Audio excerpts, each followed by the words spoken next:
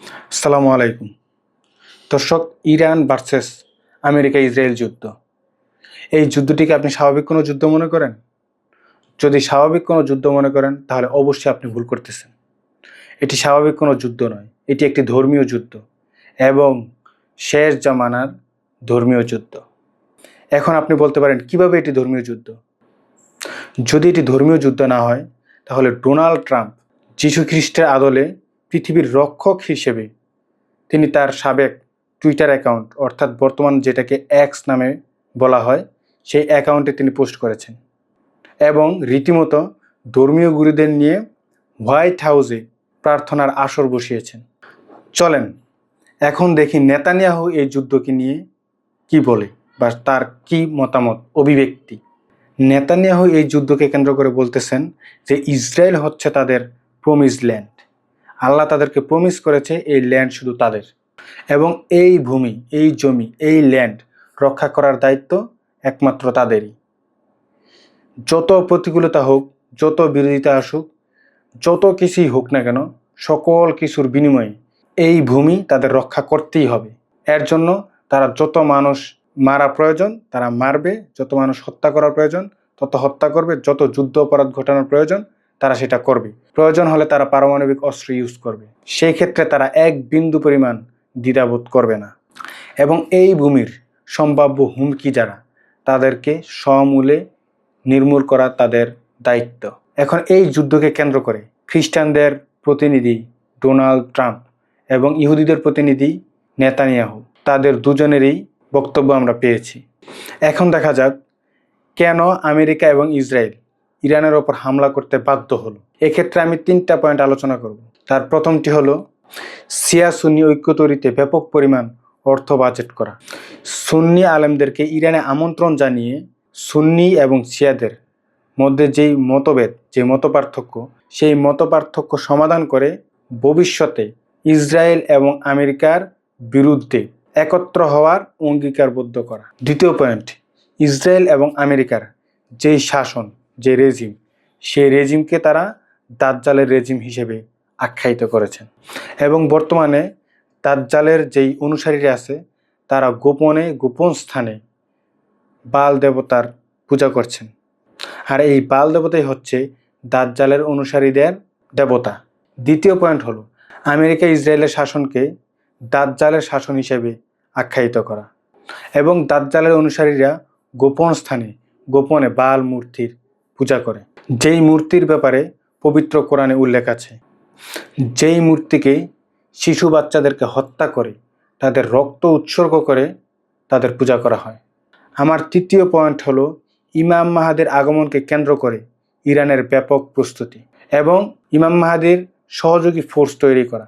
এখন ইমাম মাহাদির সহযোগী ফোর্স কারা? ইরানের আইআরজিসি, ইয়েমেনের হুতি বিদ্রোহী, ইরাকের সিয়া মিলিশিয়া, লেবাননের হিজবুল্লাহ, ফিলিস্তিনের হামাস, তাছাড়া আরও অসংখ্য ছোট ছোট সংগঠন রয়েছে, যেই সংগঠনগুলোর মাধ্যমে ইমাম মাহাদির আগমনকে সফল করবে। আশা করি আপনারা এখন বুঝতে পারছেন এটি একটি ধর্মীয় যুদ্ধ, এটি সাধারণ কোনো অর্থনৈতিক স্বার্থের কোনো যুদ্ধ নয়।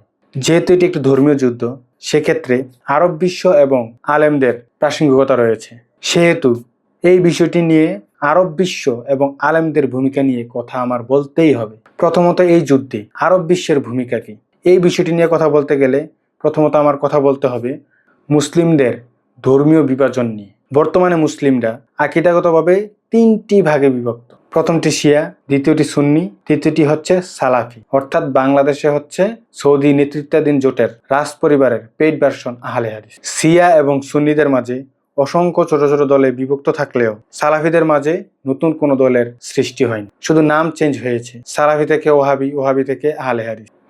আকীদাগত পার্থক্যের দিক থেকে সুন্নিরা 4 মাযহাবের যে কোনো একটি মাযহাবকে ফলো করে, আর শিয়াদেরকে বলা হয় সুন্নিদের 4টি মাযহাবের কম্বিনেশন। অর্থাৎ 4টি মাযহাবের প্রত্যেকটি থেকেই কিছু না কিছু অংশ নিয়ে শিয়া মাযহাব গঠিত। এটাকে সুন্নিদের 5ম মাযহাব বলা হয়। অর্থাৎ আকীদাগত দিক থেকে শিয়া এবং সুন্নিদের মধ্যে কোনো পার্থক্য নেই, তবে আমলের তরিকাগত পার্থক্য রয়েছে। এই জন্যই এটাকে বলা হয় সুন্নিদের 4টি মাযহাবের কম্বিনেশনে 5ম মাযহাব শিয়া। সালাফিদের আকীদা বলতে গেলে তাদের উৎপত্তি নিয়ে বলতে হবে। তাদের উৎপত্তি হলো ইয়াজিদের অনুসারীর মধ্য থেকে। ইয়াজিদ হলো ইমাম হুসাইন রাদিয়াল্লাহু তাআলা আনহুর হত্যাকারী এবং মুয়াবিয়ার ছেলে। মুয়াবিয়া হলো সেই ব্যক্তি, যেই ব্যক্তি ইমাম আলী রাদিয়াল্লাহু তাআলা আনহুর যে খেলাফত, সেই খেলাফতের প্রকাশ্য বিরোধিতা করে যুদ্ধ লিপ্ত হয়ে মক্কা এবং মদিনার অসংখ্য সাহাবীগণকে হত্যা করেছিলেন। আকীদাগত দিক থেকে সালাফিরা অত্যন্ত জঘন্য আকীদায় বিশ্বাসী। যেমন তারা মনে করে নবী করিম সাল্লাল্লাহু আলাইহি ওয়াসাল্লামের যে বংশধর, সেই বংশধর থেকে ইমাম মাহদী আসবেন না। তারা ইসলামী খেলাফতে বিশ্বাসী নয় এবং তারা হযরত আলী রাদিয়াল্লাহু তাআলা আনহুর খেলাফতকে ভুলভাবে উপস্থাপন করে, তার বিষোদ্গার করে এবং হাসান হোসেন রাদিয়াল্লাহু তাআলা আনহুকে গালি দেয়, তাদেরকে নিয়ে বিদ্রূপ করে। তারা শিয়া এবং সুন্নি সম্প্রদায়ের যে মুসলিম আছে তাদেরকে তারা কাফের মনে করে। বর্তমানে সালাফিদের ধারক ও বাহক হচ্ছে সৌদি রাজপরিবার। বাংলাদেশে যার পেড ভার্সন হলো আহলে হাদিস। ইরানের এই যুদ্ধে সালাফি আলেমরা কেন ইরানের বিরুদ্ধে মিথ্যা বক্তব্য দিচ্ছে? যেহেতু এটি একটি ধর্মীয় যুদ্ধ এবং ইরানের সকল কার্যক্রম ইমাম মাহদীকে আগমনকে কেন্দ্র করে এবং তার সহযোগী ফোর্স হিসেবে কাজ করা, সেহেতু সৌদি নেতৃত্বাধীন যেই সরকার, জোট, রাজপরিবার, স্বাভাবিকভাবেই তারা বিরোধিতা করবে। কারণ ইমাম মাহদীর আগমন ঘটলে সর্বপ্রথম তাদের রাজতন্ত্র ধ্বংস করা হবে। তাই এটি সৌদি রাজপরিবারের মাথা ব্যথার কারণ এবং সালাফি আলেমদের মাথা ব্যথার কারণ। যেহেতু ইমাম মাহদী মক্কায় প্রকাশিত হবেন, সেহেতু ইমাম মাহদীকে সহযোগিতা করার জন্য ইয়েমেন থেকে একদল লোক তার পাশে থাকবে। তারাই সৌদি নেতৃত্বাধীন যে জোট, রাজপরিবার, তাদের সমূলে নির্মূল করবে। এই কারণে সালাফি আলেমরা ইমাম মাহদীর আগমনকে অস্বীকার করে, বিদ্রূপ করে এবং শিয়া মুসলিম যে আলেমগণ আছে তাদের বিরোধিতা করে, তাদেরকে কাফের হিসেবে ফতোয়া জারি করে। সালাফিরা প্রচার করে ইরানের ধর্মীয় নেতা ইমাম আলী খামেনি সে একজন কাফের। যেহেতু সৌদি রাজপরিবারের পেড ভার্সন বাংলাদেশের আহলে হাদিস, তাই তারা শিয়াদের নিয়ে বাজেভাবে, খুবই কুৎসিতভাবে মিথ্যা তথ্য দিয়ে বিভ্রান্ত ছড়াচ্ছে এবং ফিতনা সৃষ্টি করতেছে, যাতে এই যুদ্ধের ফলে কোনোভাবেই এই বাংলাদেশের মানুষের সিম্পিতি ইরানের দিকে না যায়।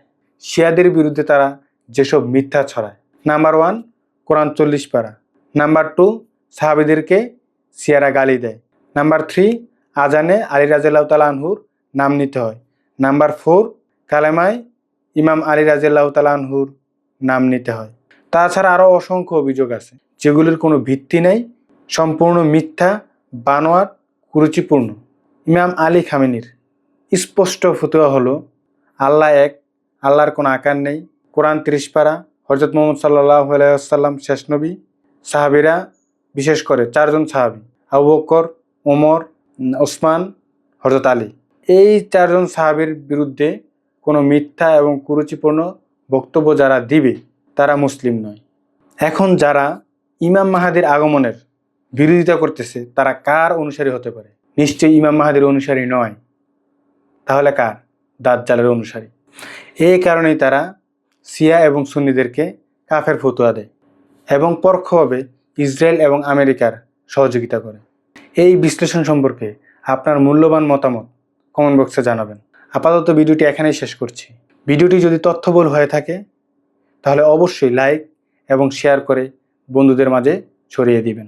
আর যদি চ্যানেলটি সাবস্ক্রাইব করে না থাকেন অবশ্যই চ্যানেলটি সাবস্ক্রাইব করবেন। পাশে থাকা যে বেল আইকনটি আছে সেই বেল আইকনটি প্রেস করে রাখবেন যাতে পরবর্তী ভিডিওর আপডেট পেতে পারেন। দেখা হবে পরবর্তী কোনো ভিডিওতে নতুন কোনো তথ্য নিয়ে। ততক্ষণ পর্যন্ত ভালো থাকবেন, সুস্থ থাকবেন, এই কামনা করে এখানেই শেষ করছি। ধন্যবাদ।